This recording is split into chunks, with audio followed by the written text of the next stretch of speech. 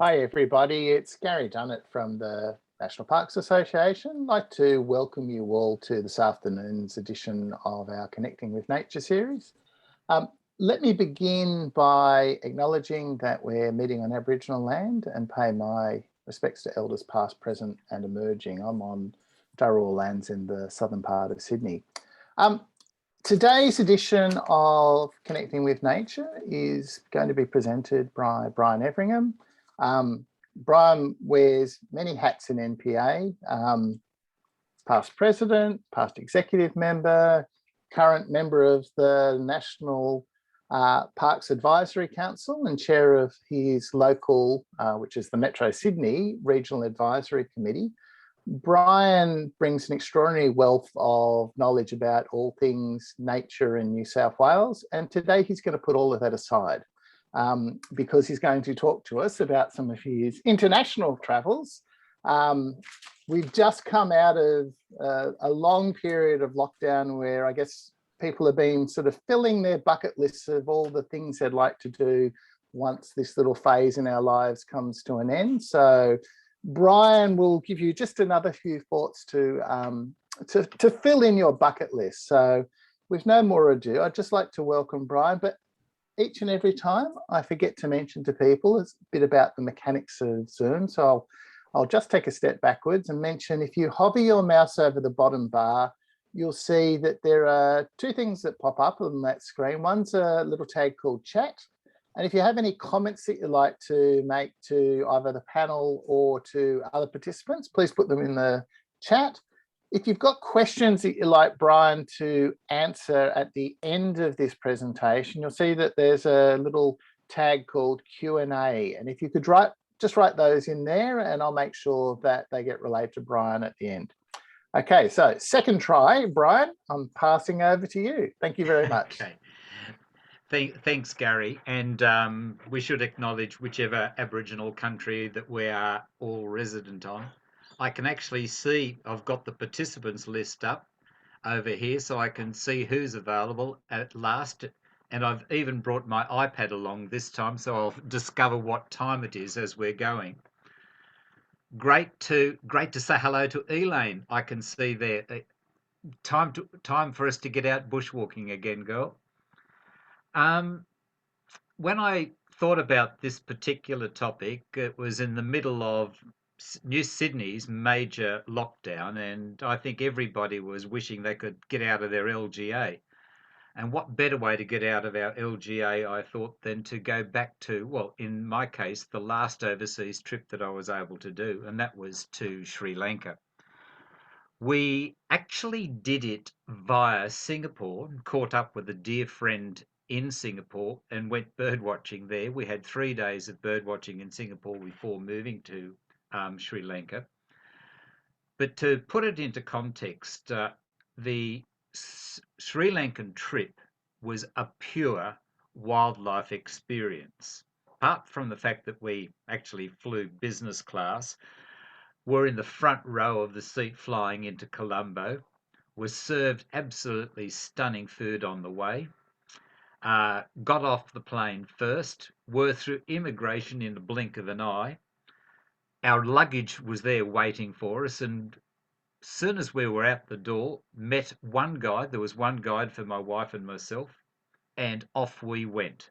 Bird watching pretty well almost immediately. Now, I need to sort of put this into context. I discovered bird watching roughly 1979. Up until then, I was a pretty serious, hard committed, hardcore, tough as nails bushwalker. We were on our second Himalayan adventure, and we were walking down the slope at the end of our long trip to Kanchenjunga when Faye and I were looking at a tree and we're saying, what a beautiful bird that was. She said it was yellow. I said it was red. We argued about it, and only in about 15 minutes of arguing and looking did we discover that we were looking at the male and females two different birds of the one particular species, a minavet. We were hooked. Asian bird watching was our first love before we even tuned into serious bird watching in Australia. We were members for many years of the Oriental Bird Club, an organisation that my wife still calls the colonial branch of the Royal Society for the Protection of Birds. And we have been hooked ever since. So Asian birds is where we spent much of our time, going backwards and forwards to India, going backwards and forwards to Malaysia, bird watching in Vietnam, bird watching in Indonesia, etc. So on that very first day, and I'm about to start opening the slideshow very soon, we'd already ticked off, and for those of you who have ever done any bird watching overseas, we'd already ticked off the Asian open bill, the Indian pond heron, the Indian roller, the Brahminy kite, that's the same bird as we get here, the Oriental honey buzzard, an Asian palm swift, a Sri Lankan swallow, a barn swallow, and a little swift. That was in the car as we were driving out of the town. Oh, we'd even ticked off one of the macaque monkeys. We were getting our eye in. So now I'm going to share screen and we'll go on our adventure.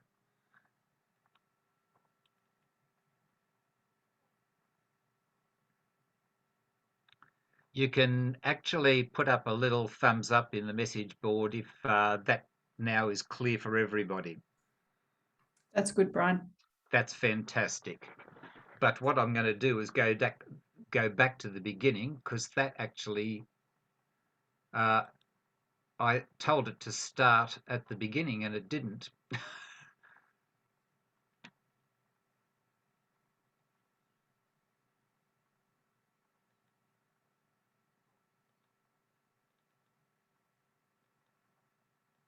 Now, that looks like it's at the right spot.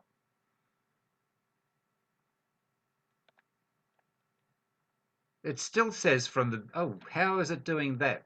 Sam, help me. How in the heaven's name can I start from the beginning and it begins there? I have no idea, Brian. There we go. Just go from there. All right. I don't know what happened there. Anyhow, look, it was December 2018. It wasn't that long after that we went. Our first journey trip out of town is to a place called Kitulgala. It's a rainforest area. It's a small town in the west of Sri Lanka. It is in the wet zone rainforest. It gets 2 monsoons each year. It's one of the wettest places in the country. And we ended up staying at a place called the Plantation Hotel, which sounds exactly like what it is. It's an old former home for a coffee plantation. We had a huge balcony overlooking the Killarney River to ourselves. We could sit on the balcony, wine in hand, or beer, depending on our taste, and watch birds from our balcony. That one looks relatively simple. By the way, I've got the names of pretty well everything up on almost every slide. Occasionally they're on the picture when I take the entire screen. Once or twice when they're not there, it's because they've been named already. That's a different emerald dove to ours, by the way, just in case you can't tell. It's slightly larger with a white head. Okay. This is again still from the balcony. I should mention bulbuls. They are one of my favourite Asian birds. They come in a variety. We do have a feral bulbul in Australia, the red-whiskered bulbul. There used to be a small population of red-vented bulbul in Australia too, but I don't think any have survived anymore. But that's them just sitting quietly down the bottom. And bulbuls are just the most extraordinarily beautiful bird calls, and so much variety when you're over there. The Asian paradise flycatcher is a stunning bird. The male and the female are dimorphic. They have different colours. This particular one was again in the tree right outside where we were. This one is a common little bird almost all over Asia, but it's rather cute. It's a typical finch. You can see the solid beak that feeds on seed. It's very, very popular around the place and absolutely delightful little fella.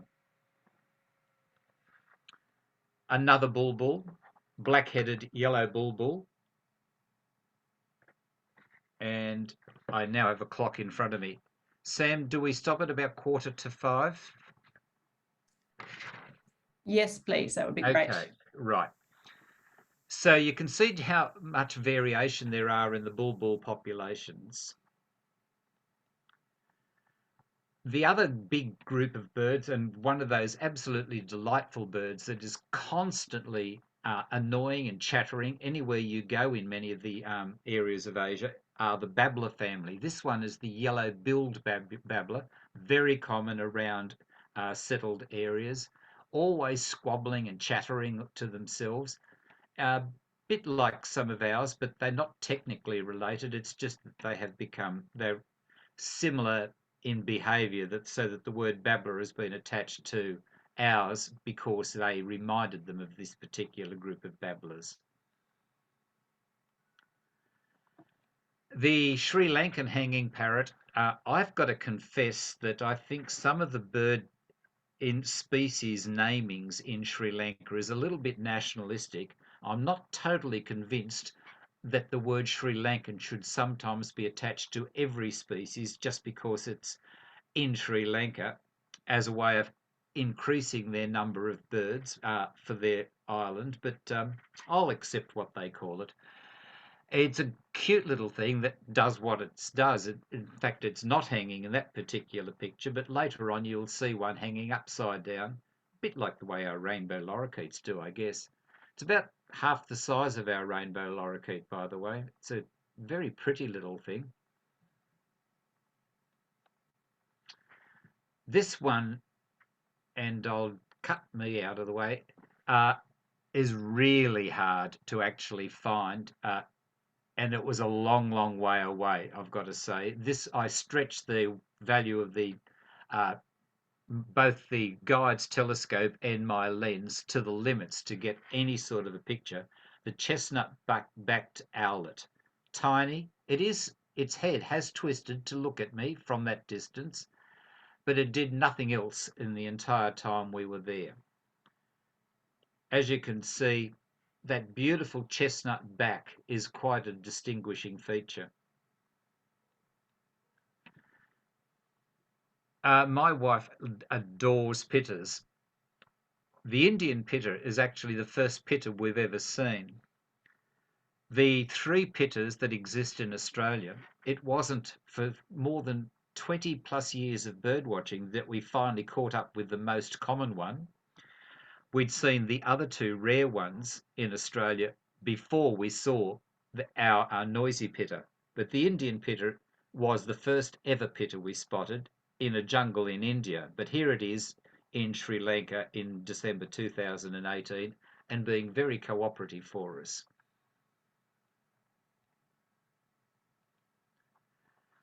Flycatchers are those birds that you often don't even bother to notice until you see them flitting around doing what they are meant to do, catch flies or catch insects on the wing. This little brown-breasted flycatcher was, well, pretty cute.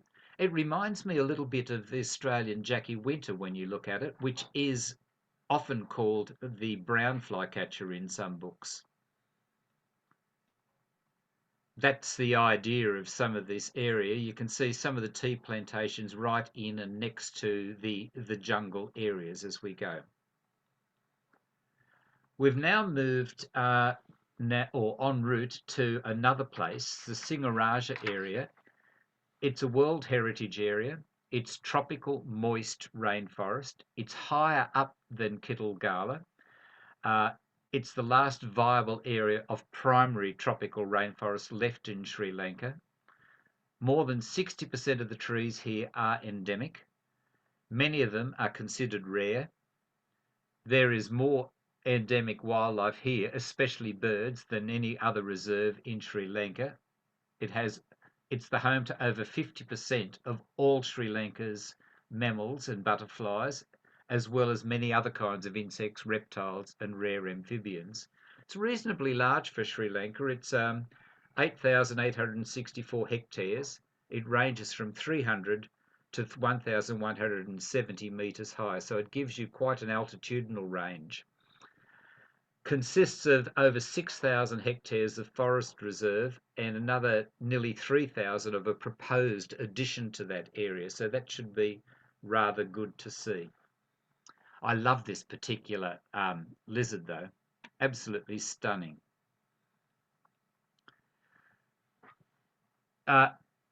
When you see a magpie in Asia or Europe, it is not related at all to the Australian magpie. And they all have this strange cackling sound. This is the blue magpie. It's a beautiful bird. I think it's matched only by the green magpies of Borneo and the second species in Peninsular Malaysia. But this blue magpie, absolutely stunning bird. It took a bit of an effort to actually find it, but once we found it, I was thrilled to see it.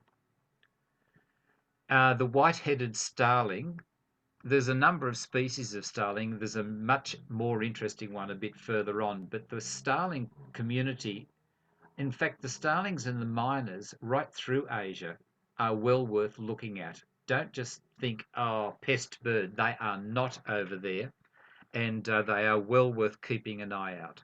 This one is particularly beautiful, but wait till you see the Brahmini further later on. I've always had a soft spot for malcahars. They are a skulking bird. They remind me sometimes of squirrels, the way they sort of slide through the leaves at the top of the trees. Not sure what made me lucky enough to have a long distance view of one in the open, but this one, the red face malcahar, is particularly striking. Got a bit closer, but with branches across it, and that's about it. That's the sort of country they like to travel in. Just under the tree top, just above way up in the canopy, sliding through, and that's their habit. That's their home. Let them go. Ooh. For those of you who have bird watched in jungles in Asia, the laughing thrush is one of those, along with the whistling thrushes, one of those birds that are always intriguingly difficult to find. You can hear them many more times than you can see them. The name laughing thrush probably gives it away that they are pretty vocal, but they again are very, very secretive. And so I was again pleased to be able to see it and note it and see it a few times, in fact. This one was particularly difficult to see. This little mouse deer snuck out in very dark light into the clearing for the space of probably about 30 seconds before disappearing back into the jungle. But very, very tiny and very cute. That lace monitor is not that hard to see. Typical of all lace monitors, really. They seem to like thinking that they can come up to humans and get whatever they've got for lunch. The spot-winged thrush will reappear with a better photo later on, but without a name on it. So have a good look at it now so that you can recognise it later. It's about a bit bigger than Australian robin when you look at it in size. And I can't help but adding the occasional photo of butterflies. These were feeding on some sort of wet, muddy stuff. I'm sure they were getting minerals from the soil. That looks very much like the Australian blue tiger. The Layard's parakeet is about twice the size of that earlier Sri Lankan hanging parrot. And yeah, it's reasonably common. I'm not particularly concerned about its future. It seems to be able to cope beyond the actual bush itself. Pretty bird, its biggest threat, as all these parrots are, is the cage industry, I guess, plus land clearing. And that is an extraordinary moth. I had to put it in. It just disappears against its background. Yes, that is a wild bird. It is a jungle fowl. It is the male of the, and it seems to think that it owns the place. And yes, it does sound like a normal rooster when it crows, but I think it'd be pretty tough to eat. Had to throw in at least one of the fruits, jackfruit in this case. We have here the Sri Lankan grey hornbill. There will be other hornbill photos. This is as best I could get for the grey hornbill, looking right into its tummy and with that beak up there. Hornbills are particularly peculiar creatures. The African hornbill is a ground-dwelling bird, but most others are in the trees, and some of them are extraordinary in what they look like. Sometimes they actually look almost like the reptiles that all birds used to be, the relatives of dinosaurs. Hornbills have peculiar habits. All hornbills, not sure about the African one, so I won't swear to that, but all the hornbills of Asia will nest in the hollow of a tree. And once the female lays the egg inside the hollow, the male fills up the hollow, seals it, leaving nothing more than the little pointy hole through which to feed the female. To me, that has got to be one of the biggest acts of trust of any wife that I've ever known. And I've often wondered what happens if the male gets killed while away.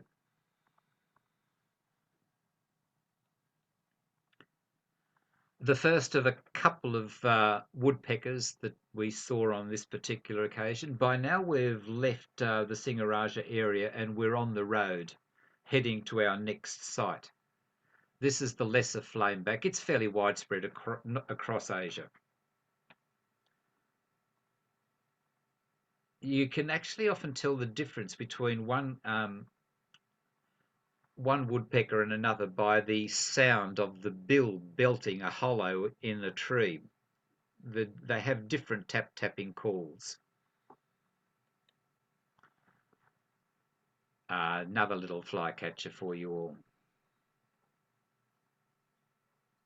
I know they look like little brown jobs, as we used to call them in Australia, LBJs, but they are rather special.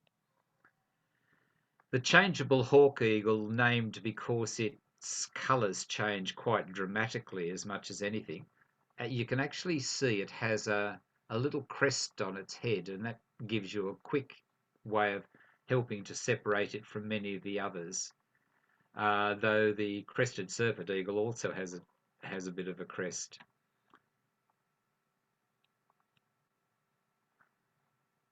En route, we went past some more jungle.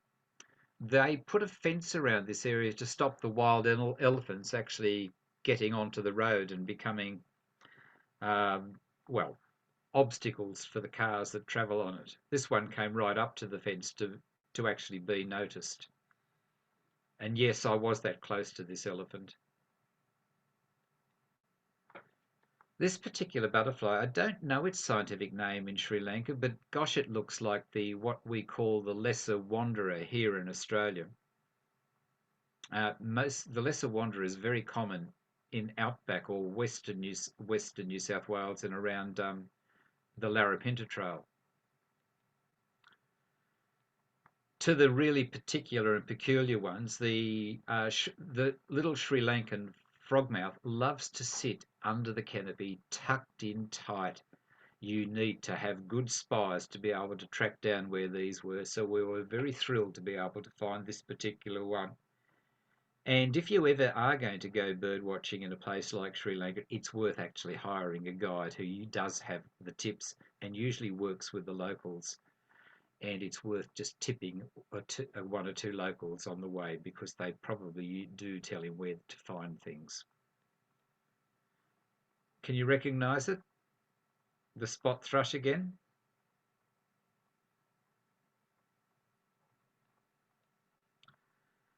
one of the specialities, the Sri Lankan spurfowl, very quiet, very secretive. We saw both the male, this one, and the female. They came out fleetingly in dusk, which is why there's so much blurry noise in this particular photo, and disappeared almost as quickly.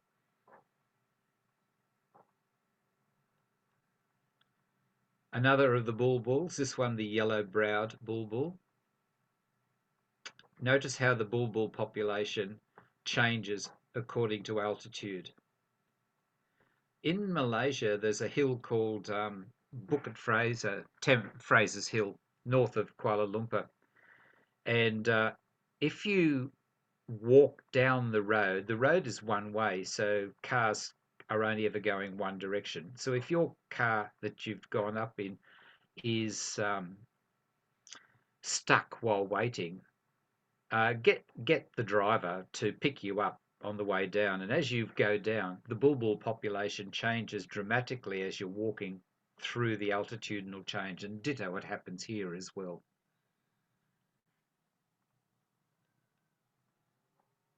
That's that hanging parrot again. You can see this. These are not big fruits, so you can see how small it is here. The Serendip's scops owl, again, tucked right in underneath the canopy in the most extraordinarily dark, confined spaces. Beautiful bird. That fascinating face. All the scops owls have a similar face to this. Very difficult to take photographs in these conditions.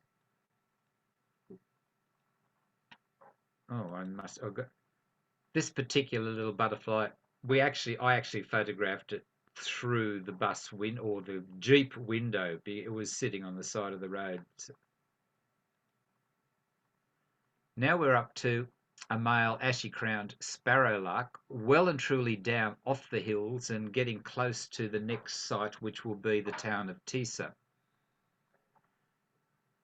Sparrowlarks also the female is the dullest of all dulls, and of course he has this cockbird look about him. Here's the tok monkey.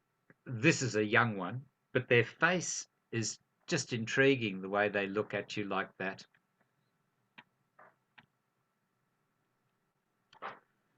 Now right down at the bottom, the forest owlet. When you see the word owlet, you know that it's a tiny little thing. It's just the most gorgeous little thing stuck up under the canopy again, like so many of the birds there, and it'll leave that perch at dusk and go off and do its hunting. Okay, Tisa itself, from our point of view, was a place where we were able to visit the Yala and the Bundala National Parks. We're down on the coast. We're on coastal wetlands. It's the southern tip of Sri Lanka. We're 260 kilometres southeast from Colombo.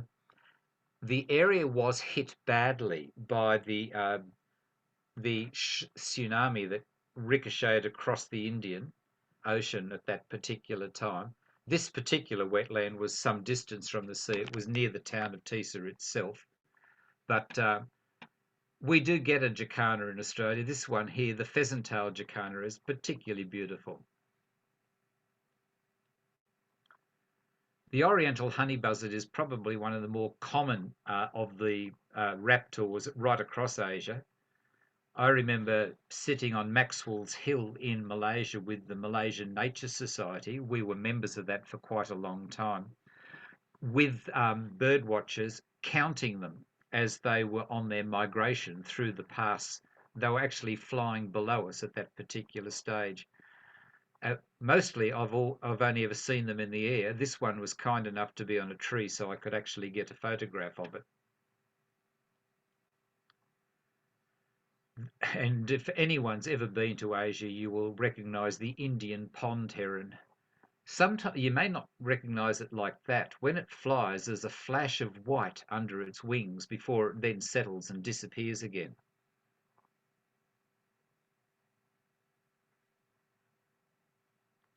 and I can hardly see where I'm supposed to got it. The painted stork is one of the biggest storks over there. We don't get storks in Australia. This particular bird has a huge bill, very colourful, clumsy looking, and absolutely delightful. We're now in Yala. We travelled around in Yala with our bird guide, with a driver, sitting in an open jeep. Now, many people go in these open jeeps to travel around Yala, and whenever there is a sighting of the big three, an elephant, a leopard, etc., I can't remember the third one at this stage, one we didn't bother to chase, there is basically a traffic jam trying to get there to get a good spot. I'm not totally sure if it was worth it, but at least the leopard didn't care too much about the noise and the fuss that was going around it. It just lay there. We saw several other leopards that nobody else bothered to worry about because they were moving through the jungle, usually quickly when they were about to chase prey. And that's when they get going late at night. And we were leaving in that dark area, and you could see the leopards running after their prey. This one must have been quite content where it was, because that's about all the movement I saw for the entire time we were there. And the little green bee-eater. We only get one bee-eater in Australia. There are many other bee-eaters across Asia. This particular one is only about half the size of the bee-eater we get here. Very soft with that lovely little light blue throat. Bee-eaters tend to build hollows in soft soil where they can lay their eggs. No, it's not a show-off bird in a garden. It's in the wild. It's performing. It's in the jungle. By the way, this is what they mean by jungle. These open, untouched areas. They don't mean a rainforest. I've often wondered how it is that a peacock can survive in those conditions when there are all the big cats that can eat them, but they seem to be happy enough. Another one of those malcahars, the ones that skulk around in the bush that remind me of squirrels. This one in the lowlands, the Sirkia malcahar. And the absolutely stunning Sri Lankan tufted langur. How it's different from all the other tufted langurs across in India, I'm not totally sure, but she is a beautiful animal. The lapwing, the yellow wattled lapwing in this particular case, smaller than our masked lapwing, and I sometimes think perhaps a little bit more pleasant to everybody. And now we've moved into the Bundala National Park, still near down at Tisa and still in the lowlands. That, by the way, over there is called the common kingfisher. So the Eurasian spoonbill,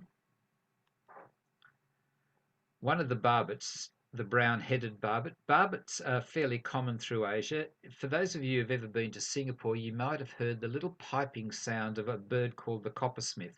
It too is a barbet. Very late at night, and I had to put it in just to show you what photography sometimes means when you're trying to spot birds. This bird was just coming out. It was almost dark, but at least you can see that they do have barn owls in Sri Lanka. And bless them, black bitterns. They are one of the rarer bitterns, and this particular one was nice enough to stick its head up to allow me to photograph it.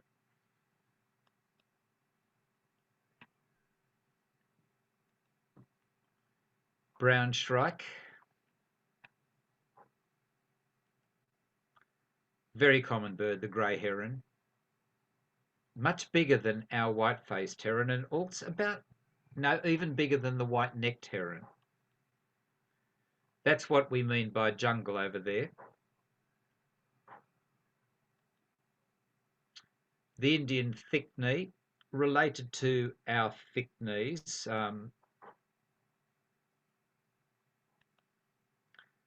many types of kingfisher. You've seen the common one. Here's the pied kingfisher, which is probably more common sometimes than the common kingfisher.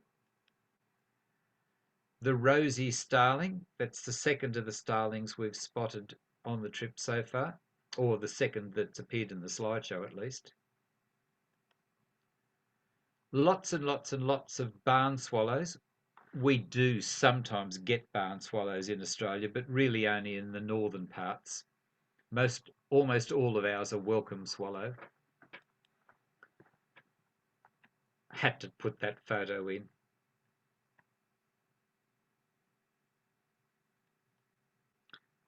And what do you think of that chestnut-headed bee-eater?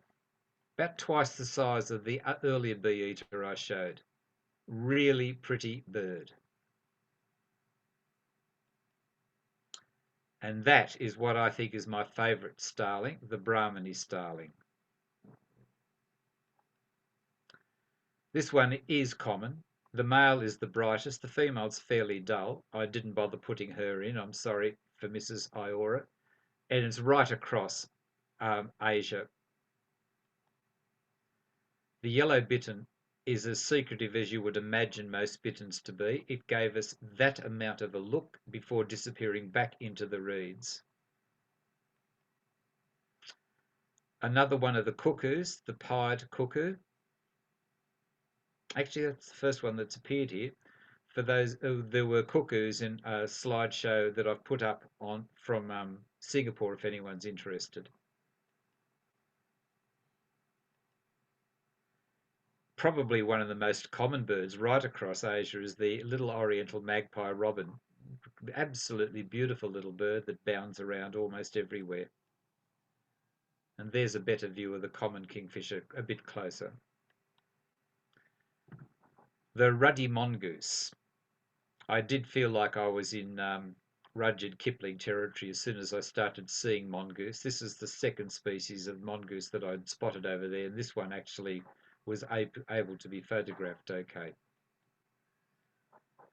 And it was nice to see deer where they should be, as distinct from in Royal. And even more nice to know that that one was not going to come across the water towards me. Very long and very large crocodile. We do get the whiskered tern. This one's not in breeding plumage, but they were so common across the water. The most common places to see whiskered tern here are probably over some of the inland wetlands, and I've seen many of them in the sewage farms out of Melbourne. That's a grey-bellied cuckoo.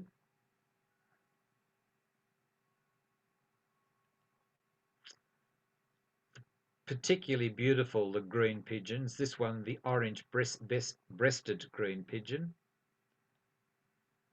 And the second of the hornbills that I've put in today, the Malabar pied hornbill, is one of the more common ones. None of them are too common because there are not that many trees with hollows left in them, I'm afraid. And the second of the woodpeckers, the white-naped. Okay, we're now heading rapidly to the end. We've gone way up country into a typical hill station of the colonial era. Anyone interested in history will know that the word hill station means this is where the British would go to cool down on the hot, wet, steamy monsoon summers. And the rhinoceros lizard is absolutely well worth going to see. That little point at the end of its snout. Tiny little dusky squirrel. Adams Peak on Hortons Plains National Park, a long way away, and I'm going to control myself and just show you what the tea country looks like before then returning to Colombo to photograph a barn swallow in the middle of town. We'd arrived in Colombo in the middle of one of the largest ever political demonstrations that was occurring right outside our hotel in opposition to the attempt by one political party to overthrow the election results. There were about 1 million people gathered in protest. So we stayed in our hotel, enjoying ourselves in splendid colonial style and looking out over the Indian Ocean and farewelling the setting sun before coming back home. And at this stage, I will stop screen sharing and hand you over to Gary so that we can see what all the questions are. Thank you. Thanks, Brian. That was wonderful. Okay, as normal, I'm going to take Chair's or MC's prerogative and ask you the first question. As someone who can sort of vaguely remember when I started the sort of whole bird nerd thing, there was this wonderful point where you realised you don't actually have to cart around ID guides, and you know enough about your local patch to be able to mentally tag those species you don't recognise and then go and look them up at your leisure. How do you approach your international birding, Brian? Do you have 20 kilos of guides in your backpack, or you're reliant on that D7 or 7D, sorry, and going back to your room and sort of scrolling through your images of the day? No, I carry a guide. Thankfully, after all this time, I'm now familiar with at least what genus I'm supposed to be looking at. But at the beginning, it was pre-7D camera. In the beginning, it was just binoculars Right. with no camera. So all my early bird watching, for example, in India, and probably most of my bird watching in Malaysia, has never been recorded in any form of film. I do keep bird lists for wherever I go, so I can pull up a bird list to say this is what I saw at Bukit Fraser on trip 1, which is at this particular time of the year. That helps. It makes me more familiar with and keeps me attuned to keeping an eye on what looks unusual, put it that way. But I don't have a life bird list. I have no idea how many birds I've seen. I wouldn't have a clue. I don't even have a life list for what I've seen in Australia. Fair enough. To me, it's all about keeping a record of what's at each location at a particular time of the year. And as I said, I began bird watching in Asia before I even got serious about it here in Australia. Yeah. Yeah, but do I have bird guides? Too right I do. Downstairs I have 3 bookshelves full of bird identification books. I have a Sri Lankan one, I have an Indian one, I have a Singaporean one, I've got a Malaysian one, a Borneo one, a Chinese one, a Japanese one. Need I go on? Yeah, look, I think we all resent the can fall into resenting the generations that follow, but I think the whole thing about having your ID guides on your phone, not only visual guides, but also complete with calls, is just sort of plain cheating. But anyway. I do too, yes. And we never did use bird calls to attract birds, by the way. That's actually a bit of a no-no. I know people think that they can get away with it, but no. Yeah. No, and you're not walking hard enough if you can still squeak. Few questions from Paula. First one, you mentioned the barn swallows, which very periodically turn up in northern Australia. Do any of the other birds that you were seeing in Sri Lanka end up migrating across to Australia? Not necessarily Sri Lanka, but Asia. I'll generally say it because they do exist. You get wagtails. Now that's not the willy wagtail. The willy wagtail is a fantail, but you do get wagtails coming across, and they do exist in Sri Lanka. The yellow wagtail, the citrine wagtail, the grey wagtail, the pied wagtail. Some of them occasionally appear at the wetlands up at Kooragang in Newcastle. In fact, there is a road on Kooragang Island, a very rough track, called Wagtail Way. Yeah. And that's because they've been spotted there. I wouldn't go there in a low slung Salika or something like that. But So it's a what is it very, about Hexham Swamp that evokes memories of Sri Lanka for all those wagtails? yeah, that's right. Yeah, Hexham Swamp and oh, in fact, all of that Kooragang Island area. Yeah. The other thing that evokes the swamps of Sri Lanka is probably the number of mosquitoes up there. Okay. Um, Now, a very practical question from someone who was thinking about doing a motorbike tour in Sri Lanka. So the question was, how were the roads? Good luck. Okay. I would take our life insurance. And that's not because of the road so much, though. Look, the road sneaking out of Colombo. Now, remember, Colombo is the big city. The road sneaking out of Colombo was basically not much more than one car wide, where each road time you met a vehicle, you drove off the side of it, and the traffic was totally chaotic, left, right, and centre. I think you may get away with it better with on a motorbike in a funny way than you would in a car. But good luck is all I can say.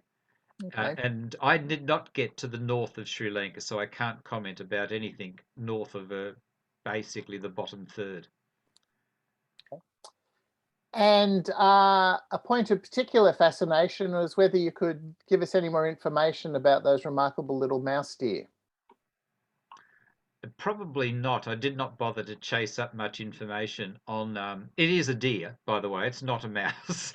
Yeah. It's very secretive. All I can say is that it's basically hides in the rainforest. It's about the size of a kelpie dog, really, in height. Um, no, I can't tell you anything much more than what I've just said, really. And a question from Mike down the south coast about the brilliant green lizard early in your slideshow. He was wondering. He said it looked a little strange. 4 tiny legs, you know, 2 large, 2 long legs, or just a large tail. Species name. I'm assuming that Mike has an infestation in his kitchen that he's trying to track down. That can't help you, Mike. This one's a speciality in the rainforest there. There are similar green lizards like that in Borneo as well. Um, but no, I can't. No, I can't help him if he's got an infestation. That one No, was I'm being about. facetious here. That one's about, in old terms, a foot long. So it's a fairly big lizard, really. That one, uh, considerably longer than that later one, the rhinoceros lizard, which was much higher altitude. All right. Well, look, that brings to an end our question and answer component of the webinar. I want to just finish by thanking Brian for presenting again in our webinar series. We really, really appreciate it. And I know I'm far from the only one who's enjoyed this. And also thanks to Sam for all of her organisation in the background to this, which is what really keeps our webinar series alive.